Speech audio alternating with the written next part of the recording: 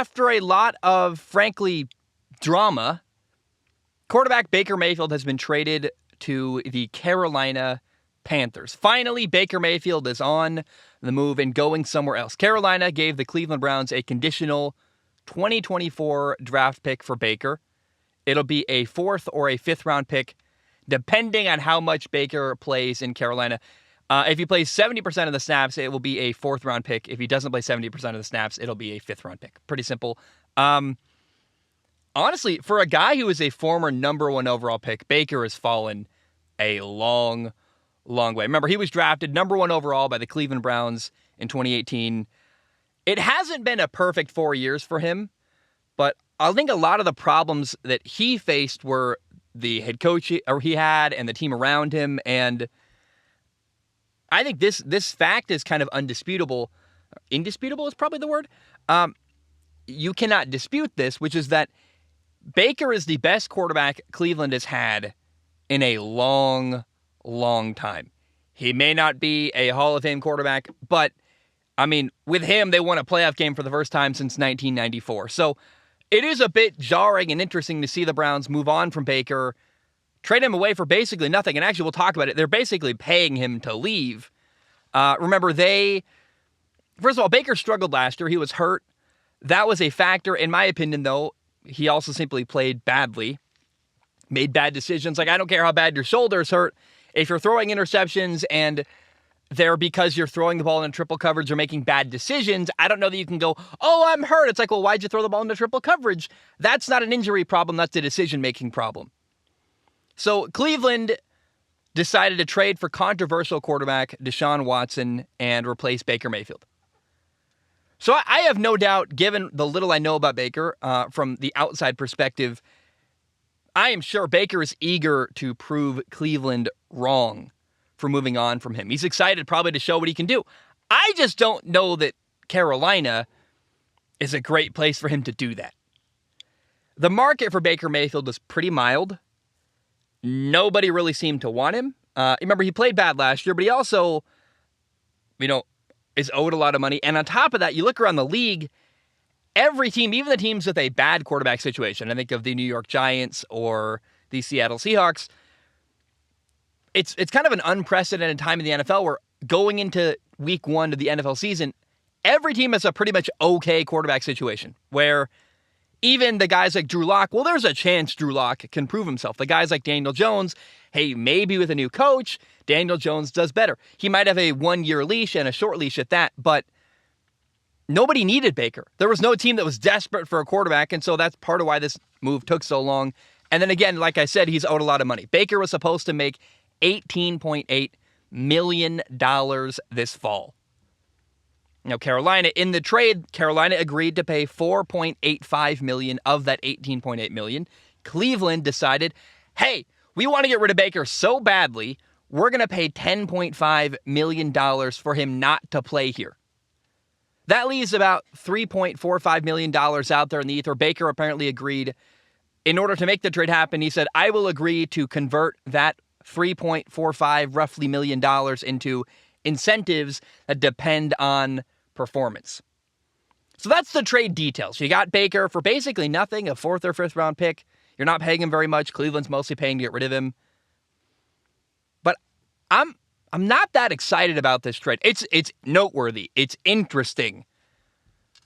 But as a guy who I like seeing quarterbacks do well, I can't really think of any quarterback in my lifetime that I've ever been like, I hope that guy fails. Even the people that people see as villains, I go, man, I want good things for them. I like seeing quarterbacks do well.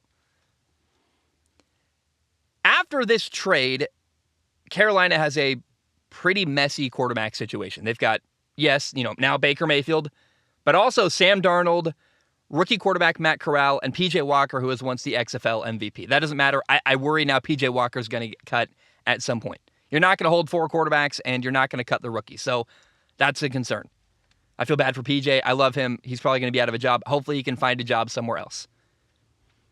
In the 2018 NFL Draft, Baker was drafted number 1 overall, and then the Jets drafted Sam Darnold number 3 overall. It's pretty rare you see the number 1 and number 3 pick at quarterback a couple years down the road, year 5, on the same team. and both different teams from the one they were drafted on. That's wild and rare and weird and interesting to me. Like, you got Baker and Sam now on the same team. By the way, that 2018 NFL draft, the Jets passed on Josh Allen and Lamar Jackson. The Browns passed on Josh Allen and Lamar Jackson. I might have done that too. It's pretty clear looking back at that draft. Nobody has any idea how to evaluate quarterbacks because Josh Allen went number 7 overall.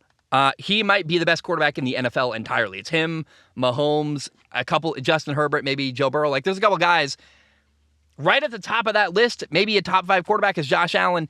If everybody had seen that coming, he would have been the number 1 overall pick by a mile. Nobody saw that coming. That's pretty fun to think about.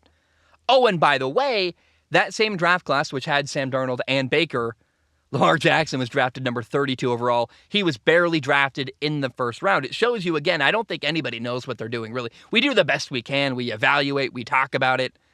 But there are so many factors that play into how a quarterback does and whether or not they succeed in the NFL.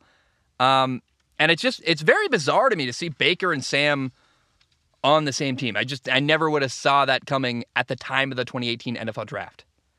Now, we do have to say this, and we meaning me, I feel like it has to be said.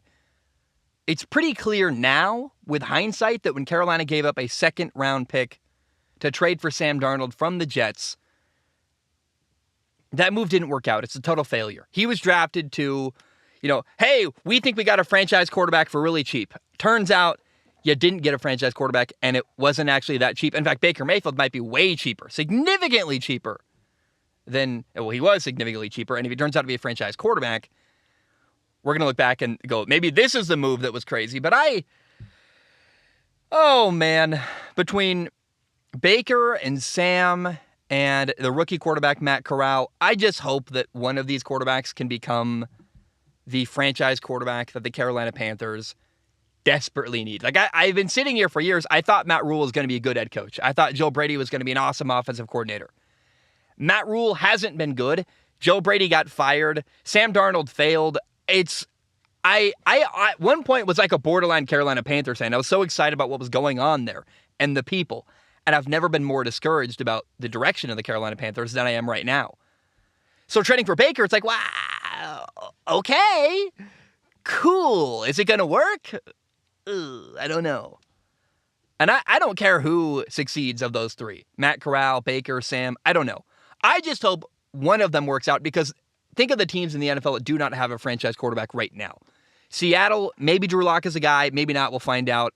I think Davis Mills is pretty good in Houston, but we'll find out. Like I don't know that he's got a high enough ceiling for Houston to commit to him long term. I think they're looking at the guy, Bryce Young from Alabama going, hey, if we kind of bide our time with Davis Mills, maybe we can land with, Bryce Young from Alabama next year or 2 years from now. I also think about the Giants with Daniel Jones. We'll see. Maybe this year with a new coach it works out. But the Panthers right now have nothing. They're the worst quarterback situation in the entire NFL is the Carolina Panthers. And I don't think Baker changes that, actually, which is weird to say and bizarre.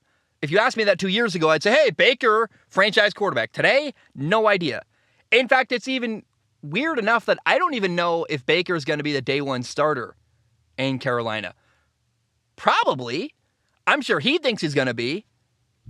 But it's not immediately clear that Baker's going to win the quarterback job in Carolina. And we're living in strange times here where the value of Baker's just fallen and fallen and fallen. I'll repeat this again, though. At least Carolina didn't have to give up very much to get him. But nobody wanted this guy. Nobody wanted Baker Mayfield. Again, Cleveland had to pay the majority of his salary this year to get rid of him. It makes me think of Seattle, where Seattle's got Drew Lock, and they seem pretty happy the way they're posting on social media. DK Metcalf is defending him. I don't know, man. It's like, I can't say enough. Nobody wanted Baker. And I also kind of understand that. What does he bring to the table? He seems like a guy who's a bit volatile as a leader. He's very emotional. Hard to tell if that's good or bad. I've never worked in the room with him, so I don't want to say that, but I think teams are wary of him. He's had some bad play. He's also smaller. He can't run around. He's not physically gifted. He's kind of a guy who's got to be really accurate, make good decisions. And here's what's funny about this. Baker's style of play has to be precise, accuracy, good decision-making. He's got to play like Drew Brees to be successful because he's not Josh Allen. He's not Justin Herbert. He can't run around for 50 yards and, escape sacks and avoid pressure and run around in the backfield. No, Baker's got to be accurate and precise. Here's a fun side story. Since they were drafted in 2018, Baker Mayfield and Sam Darnold have the first and second most interceptions thrown in the NFL in that time frame. Since 2018, the leader in interceptions in those 4 years is Baker Mayfield with 56, and right behind him is Sam Darnold with 52.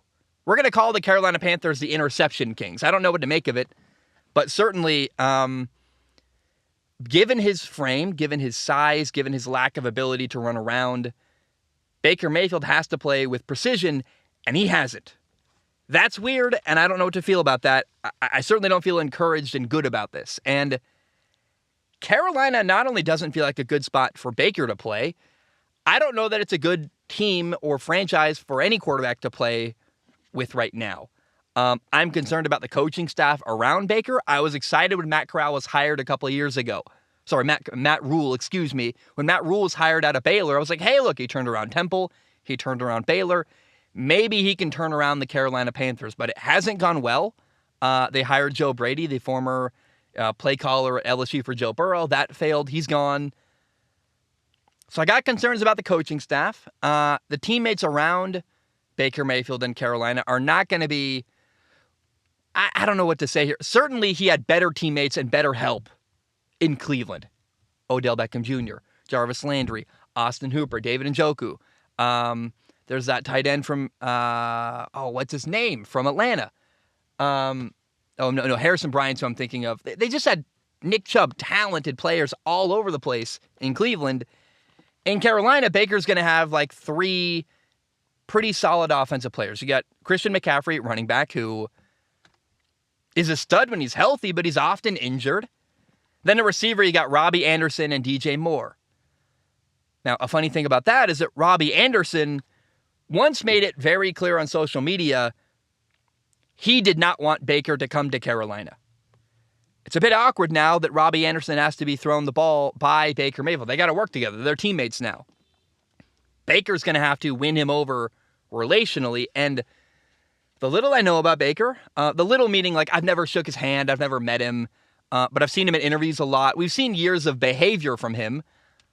I worry Baker doesn't have the maturity to handle that kind of scenario well, where you got a guy who's talked bad about you before. Can Baker win him over? Can Baker relationally do the work it takes to build? I'm not saying he can't. I'm just saying I don't know, and that's a weird concern for me. Tom Brady goes to a team, you go, hey, Tom's going to make it work with everybody. He's going to mesh well with all his teammates. I can't say that about Baker. That's a big concern too. So Carolina's not a good landing spot for Baker Mayfield. I wanted him to be, there really wasn't a good one for him anywhere. I really wanted Baker to be Tom Brady's backup in Tampa Bay. He would have had a chance to sit and learn, probably grow as a person. Baker's a guy who has high confidence. Is that deserved? I don't know. Pretty much any team you put Baker on around the NFL, I believe he would think, hey, I'm the best quarterback on this roster. He's sitting behind Jared Goff in Detroit. He'd be telling himself, I should be playing. He's sitting behind Drew Lock in Seattle. He'd tell himself, I should be playing. Jimmy Garoppolo. Like most teams he would go to, Baker would think, I should be the starter. Whether that's accurate or not, he would think that. If Baker had gone to Tampa, he would have to submit. There's no way any rationally thinking human would go, yeah, I'm better than Tom effing Brady. No, he'd have to sit down, keep his mouth shut, put his head down, and get to work and grow as a quarterback. I don't know that Baker's going to grow as much as he needs to in Carolina. As a leader, as a quarterback, as a decision maker, I worry he's not being set up to succeed. I always try to think of how a guy, like what kind of factors would need to happen for a guy to be successful. The factors that would have been best for Baker is to go be a backup behind a Tom Brady, Tom Brady's like, the veteran quarterbacks are dropping like flies. Maybe, Green Bay was never an option, but to sit behind a veteran quarterback who's established and really good, him to learn a little bit until that guy retires and then play, I would have loved that thought. Jameis Winston did that behind Drew Brees in New Orleans. Now we got an opportunity to see, hey, did Jameis learn from that time sitting behind Drew Brees? Baker's not going to get that opportunity to sit and learn behind anybody, and I don't know that that's good.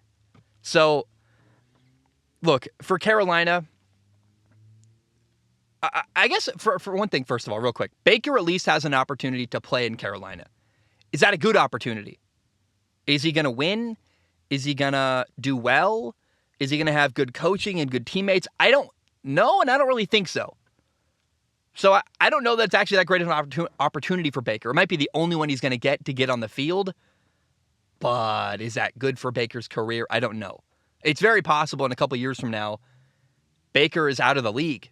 He does badly in Cleveland, in Carolina, has some kind of falling out there. Then he looks at his bank account and goes, I got $90 million in the bank. It didn't work. I'm going to retire. I don't know that. I think Baker, similar to Cam Newton, might have an ego that gets in the way of allowing him to be a backup quarterback, which is unfortunate. Now, so from Baker's perspective, it's a weird move that I don't love. For Carolina, for the team, for the Panthers, it's a relatively low-risk trade. They're like, hey, screw it. Let's roll the dice. We'll see what happens. We gave up nothing for him, really. We're paying him very little. And it could work. This could work for Carolina. There's a chance Baker Mayfield does really well, proves his skeptics wrong. I'm probably one of them. But I'm not that confident that Carolina can make any quarterback look good because of their coaching, because of the team they have around their quarterbacks. I have an open mind. I am willing to be proven wrong. I'm not even really making a strong statement here. I'm not saying he's going to fail. I'm telling you, I don't believe it's going to work. So I'm not that excited. I hope Baker does well. And it's a weird move it's probably the least exciting opportunity and option we could have got. This Baker Mayfield trade has been rumored for a long time. We've heard Seattle thrown out there. We've heard all kinds of stuff, right? I thought maybe the Giants would make a move someday. I thought maybe, I really wanted Tampa to do something. They weren't going to pay him the kind of money he's going to make, but this is probably the worst option, honestly. Of all the places Baker could have gone, this is the least exciting for Baker's potential career. But he might play, and we'll find out. I just know that I am not very enthused, and that's weird for me because I really wanted to be excited, and I'm just like, ugh. I think he's headed for some hard times in Carolina. And I'm not that excited for that. I'm not excited to watch this guy, I think, crash and burn even harder. And it's going to be hard to watch. I worry about. I worry that we're going to see this happen. It's going to be ugly.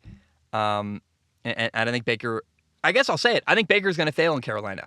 I don't want that. I'm not rooting for that. If I had to pick a side, though, I think Baker is going to do not very well in Carolina. And I'm not that excited to watch that because I think there's an alternate reality where Baker goes somewhere and does well, but I don't think that place is Carolina. That makes me sad.